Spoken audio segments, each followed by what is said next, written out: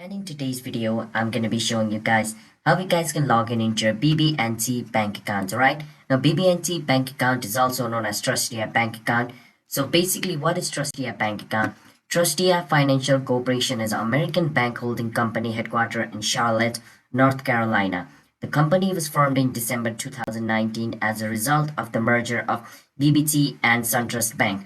So now, BB&T Bank is known as Truist Bank because BB&T Bank and SunTrust Bank combined now in a single foul soup. It's known as Truist Bank, alright? Now that you log in into your BB&T bank account, follow the step which I'm going to be showing you. BBT.com. Once you're at BBT.com, it's going to take you to the official website of Truistia.com. As I said, now it's known as Truistia, alright?